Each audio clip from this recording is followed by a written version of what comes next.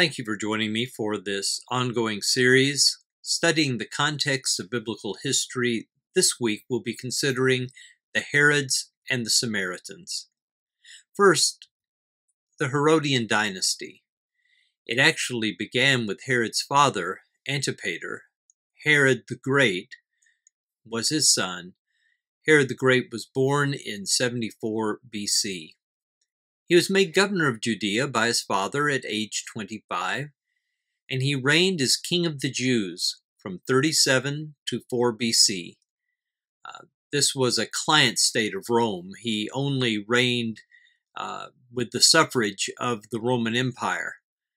But we begin looking at this and we see especially the importance of the date of his death in 4 BC. It reminds us that our dating system is off. If we want to talk about the birth of Christ, the birth of Christ had to have occurred no later than 6 BC and perhaps a little bit earlier, because of course Herod the Great figures into the birth narrative and actually was obviously on the throne even after the time of the birth of Christ. Herod was scheming, jealous, and cruel.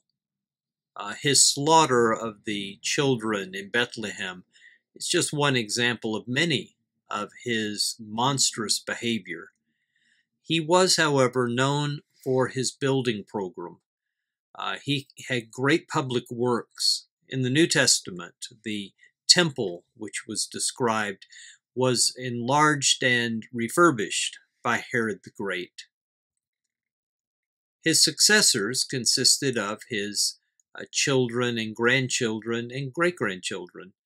The sons of Herod the Great: Archelaus, he was ethnarch of Judea from 4 BC to AD 6. We read of him in Matthew 2:22. Herod Philip was tetrarch of Etria and Tacharnis in 4 BC to AD 34. Herod Antipas was tetrarch of Galilee, 4 BC to AD 39. We read of him in Matthew 14, Mark 6 as well. Herod the Great's grandson, Herod Agrippa I, was king of Judea from AD 37 to AD 44. We read of him in Acts 12 and his rather grisly death that occurred.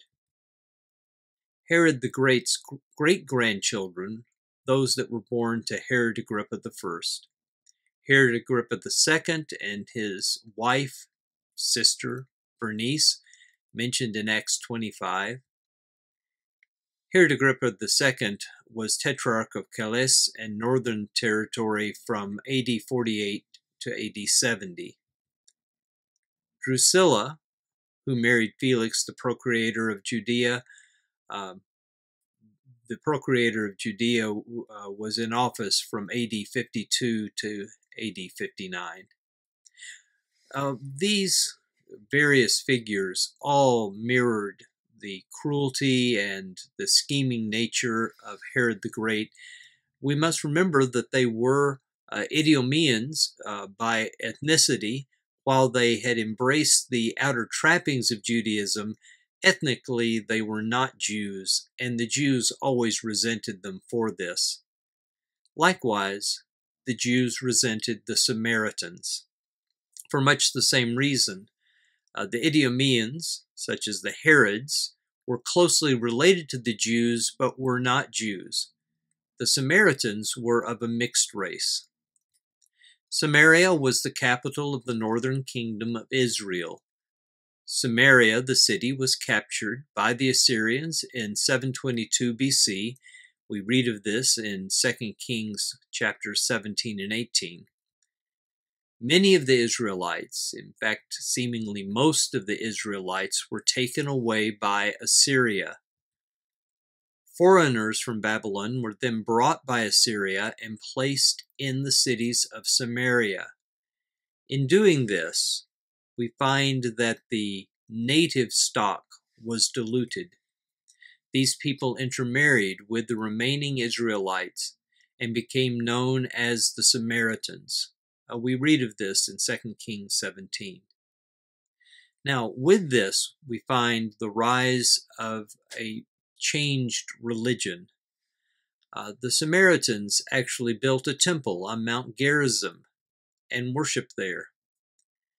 When the Jews returned from captivity, 536 BC, the Samaritans offered to help rebuild the temple in Jerusalem. Their offer was refused by Zerubbabel and Joshua. We read of this in Ezra chapter 4.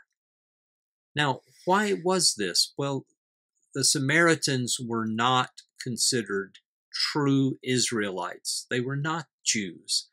And on that basis, they were kept at arm's length. John Hyrcanus, during the Maccabean period, destroyed the Samaritan temple. This occurred in 128 BC.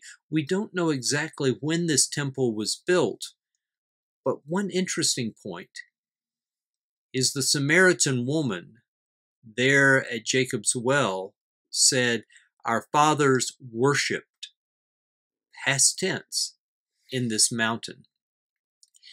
The ruins of that temple would have been visible from Jacob's well. So in other words, when she was talking with Jesus, it was with this grim reminder of the division right there. Jews and Samaritans had no dealings with one another, as we read in John 4, verse 9. And yet Jesus was able to bridge that divide and bring many Samaritans into the way. The Samaritan religion is different from Judaism in that they accepted only the Pentateuch. By the way, they had this in common with the Sadducees. The Samaritan Pentateuch differs from the Masoretic Hebrew. So whenever we look at the Samaritan Pentateuch, we find textual differences. This sometimes helps us in our Old Testament studies because it reflects a slightly different textual tradition. In the Samaritan religion, preference is given to Mount Gerizim rather than Jerusalem. Samaritans, interestingly, still live in Israel.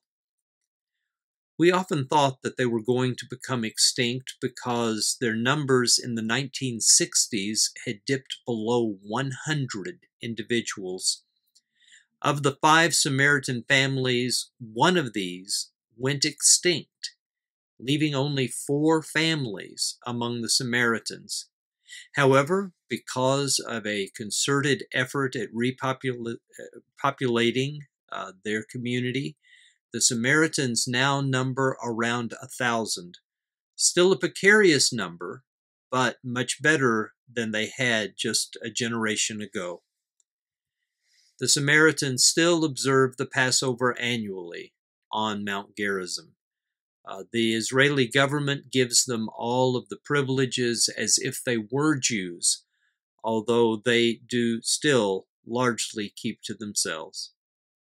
With this overview of the Herodian dynasty and of the Samaritans, we will continue our study next week as we consider the context of biblical history. Thank you for joining me. I hope you have a blessed week.